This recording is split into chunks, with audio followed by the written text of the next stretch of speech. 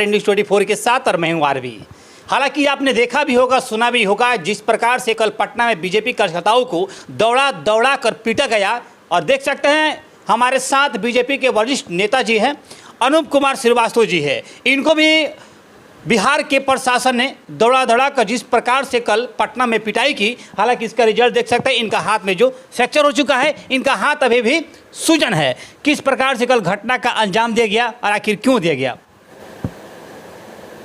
और नीतीश कुमार की पुलिस और प्रशासन ने लोकतंत्र की जननी बिहार में कल लोकतंत्र को तार तार कर दिया है। शांतिपूर्ण मार्च भारतीय जनता पार्टी का चल रहा था और कोई हंगामा नहीं था, कहीं कोई उग्र नहीं था, कहीं कोई विरोधाभास नहीं थी। हम बिहार के नियोजित शिक्षकों की मांग को लेकर के, बिहार के शिक्षा अभ्यर्थियों की मांग को लेकर के, बिहार के वित्त रहित शिक्षकों की मांग को लेकर के और बिहार में जो वर्तमान में अराजक स्थिति उत्पन्न हुई है इसको दूर करने को लेकर के हम कल भारतीय जनता पार्टी के नेतृत्व में विधानसभा मार्च का आयोजन किया गया था और शांतिपूर्ण ढंग से हम लोग जा रहे थे। नीतीश कुमार हिटलर की तरह भारतीय जनता पार्टी के शांतिपूर्ण मार्च पर जिस बर्बरतापूर्वक लाठीचार्ज करवाने का काम किया है, नेताओं और कार्यकर्ताओं को पिटवाने का काम किया है, कल की घटना ने जालियांवाला बाग कांड की पुनरावृत्ति करते हुए उस घटना की याद को ताज़ा कराने का काम किया है। इतना विवेक शून्य नीतीश कुमार हो जाएंगे ये भारतीय जनता पार्टी के लोगों ने सोचा नहीं था। और मुझे तो लगता है कि नीतीश कुमार हमारे नेताओं के पैरों पर गिर करके नाक रगड़ रहे थे कि हमको पुनः वापस ले लीजिए, हम लालू यादव से तंग आ गए हैं, तेजस्वी से तंग आ गए हैं। भारतीय जनता पार्टी ने उनको ठुकरा दिया है, कहा कि 100 वर्षों तक हम बिहार में विपक्ष में बैठेंगे लेकिन अब तुम्हारे साथ न जाएंगे न तुमको अपने साथ आने देंगे। नीतीश कुमार जी एक बात कहते हैं कि मिट्टी में मिल जाएंगे लेकिन भाजपा में कभी नहीं जाएंगे, और आप कह रहे हैं कि नीतीश कुमार रिक्वेस्ट करते हैं, नाक रगड़ते हैं कि भाजपा में बुला लीजिए। नीतीश कुमार जब ये सौगंध लिए थे कि मिट्टी में मिल जाएंगे भाजपा में नहीं जाएंगे, वो भाजपा में आ गए थे और भाजपा ने बिहार के हित में बिहार को पुनः जंगल राज में न जाने दिया जाए, इसके लिए भारतीय जनता पार्टी ने अपनी कुर्बानी दी और कुर्बानी दे करके नीतीश कुमार के ऊपर फिर अपनाया कि बिहार को लालू यादव जैसे लुटेरों से, लालू यादव जैसे सयाफ्तों से, लालू यादव जैसे घोटालेबाजों से इस बिहार को बचा करके रखा जाए।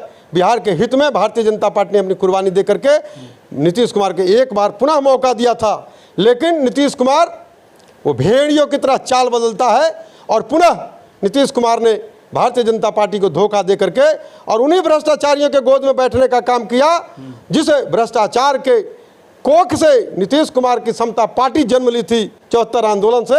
लेकिन नीतीश कुमार उन्हीं भ्रष्टाचारियों को फलने फूलने के लिए उनके साथ बैठ करके और सत्ता का शक्ति उनको प्रदान किए हुए हैं। बिहार की जनता उनको माफ नहीं करेगी। जिस मुद्दे के लिए आप विधानसभा घेराव करने वाले थे आप लोग, लेकिन नीतीश कुमार के शासन में ही शिक्षक की बहाली हुई और शिक्षक की बम्पर बहाली हुई, लेकिन आप लोग किस मुद्दे पर गए थे और क्यों गए थे।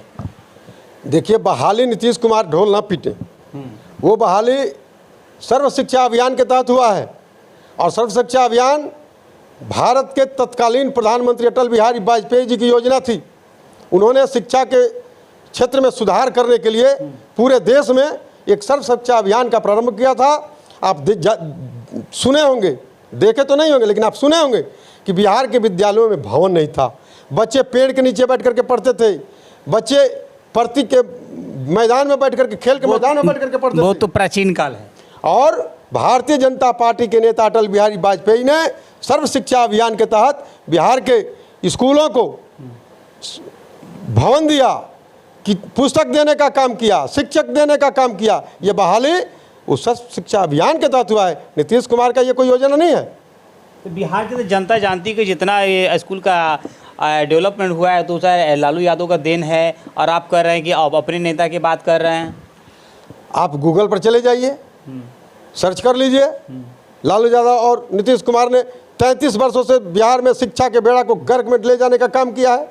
अगर कुछ दिखाई दे रहा है, कुछ बचा हुआ है, भवन दिख रहा है, शिक्षक दिख रहे हैं, तो ये भारतीय जनता पार्टी का सपना है, भारतीय जनता पार्टी का ये परिकल्पना है और भारतीय जनता पार्टी का कार्य है जो आज धरातल पर दिख रहा। आपकी पार्टी के एक कार्यकर्ता की मृत्यु हो गई कल, तो इसके लेकर आप क्या प्रशासन से कहेंगे? और बिहार की जो सामान्य जनता है, जो हमेशा जनता गुमराह हो जाती है, अपने रास्ते से भटक जाती है, जब भी चुनाव आता है, इलेक्शन आता है, तो उस समय जनता को भटकाया जाता है रास्ते से कि ये कर देंगे, वो कर देंगे, लेकिन चुनाव जीतने के बाद से, सत्ता में आने के बाद से कुछ भी नहीं होता है। ठीक उसकी अपोजिट क्यों होता है? भारतीय जनता पार्टी अन्य दलों से अलग है। हम जो वादा करते हैं सरकार में आते हैं, करते हैं।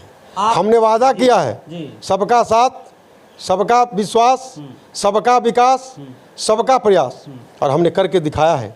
आज इस देश पर जब कोरोना का संकट आया तो हमने 80 करोड़ लोगों को मुफ्त में राशन देने का काम किया।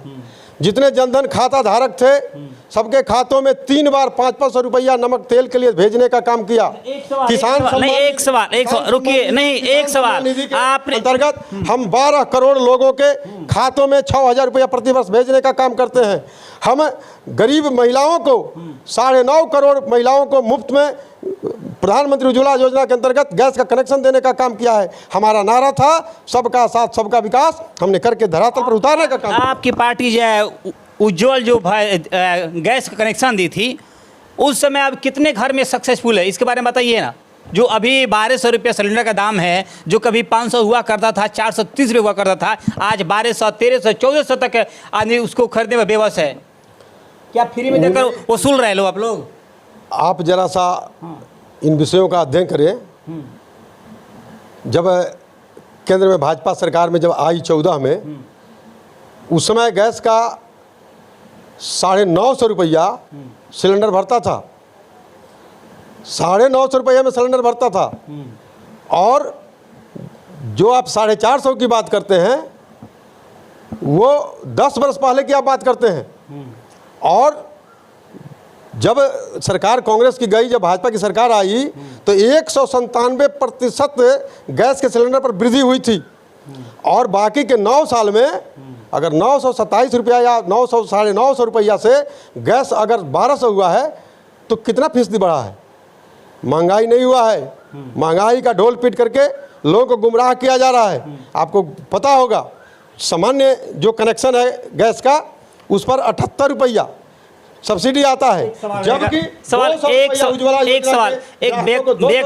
व्यक्तिगत तौर पर एक सवाल मैं कर रहा हूँ कि कांग्रेस की सरकार में आपने आटा पे जीएसटी और टैक्स लगाया था, आपने कभी टैक्स दिया था अपने जीवन में? व्यक्तिगत तौर पे सवाल बताइएगा, आपने कभी टैक्स दिया था? देखिए, टैक्स तो देना पड़ेगा। क्यों देना पड़ेगा? टैक्स नहीं दीजिएगा तो फिर विकास कैसे खोजिएगा? अच्छा, आप विकास कैसे होता है? टैक्स से जो राशि आती है उससे विकास होता है। आज भारत कहाँ पहुँच गया? आज पूरे विश्व में डंका बज रहा है भारत का। हम आज सक्षम हैं, हम आज दूसरे को हथियार सप्लाई कर रहे हैं। कल हम गिड़गिड़ाते थे, हमारे सैनिकों के पास वर्दी नहीं था, जूता नहीं था, हथियार नहीं था। आज हम सक्षम हैं, हम दूसरे को सप्लाई कर रहे हैं। आज हमारी सेना इतनी मजबूत है कि विश्व का कोई देश लोहा नहीं ले सकता है। आटा के टैक्स है, हर चीज़ पर टैक्स है। टैक्स तो देना होगा, जब हम कमाएंगे तो टैक्स देंगे। तो एक और सवाल रहेगा, अंतिम सवाल रहेगा।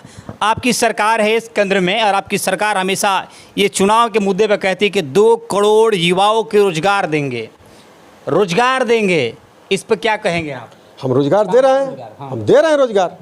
हमने बहुत सारे युवाओं को व्यवसाय करने के लिए बैंकों से ऋण सुलभ कराया है। हमने सब्सिडी 50% दे करके, 75% सब्सिडी दे करके आज रोजगार करके लोग खुशहाल हैं। हम अभी पिछले महीना प्रधानमंत्री जी ने 73,000 लोगों को नियुक्ति पत्र बांटने का काम किया है सेंट्रल गवर्नमेंट के नौकरियों में।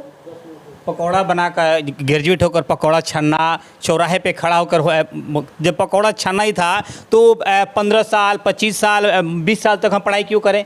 बचपन से पकौड़ा छानेंगे तो 25 साल तक कुछ हमें पूंजीपति बन जा सकते हैं।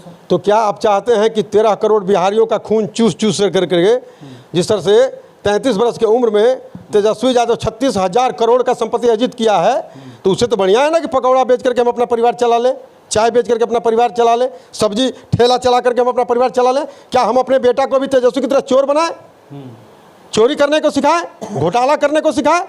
एक अनपढ़ गंवार इस बिहार के माथे पर इंटर पास है तेज प्रताप, क्यों नहीं उसको बनाए? कि तेजस्वी चोरी में पारंगत है, घोटाला में पारंगत है, वो डिग्री लिया हुआ है, इसलिए लालू यादव ने उसको उप मुख्यमंत्री बनाने का काम किया है। यादव को ही बनाना था, बहुत MA BEd किए हुए हैं, बहुत डॉक्टर इंजीनियर किए हुए हैं यादव, उसी को बना देते। लेकिन एक निरक्षर आदमी को 9वां 8वां 7वां फेल पास को आप उप मुख्यमंत्री बना दिए, आप क्या बिहार का विकास कर पाएंगे? बहुत सारे मुद्दे की बात हो गई, अंत में बिहार की जनता को क्या कुछ कहेंगे? जिस प्रकार से पटना का जो घटना का अंजाम दिया गया, उसको लेकर जनता से क्या अपील करेंगे आप?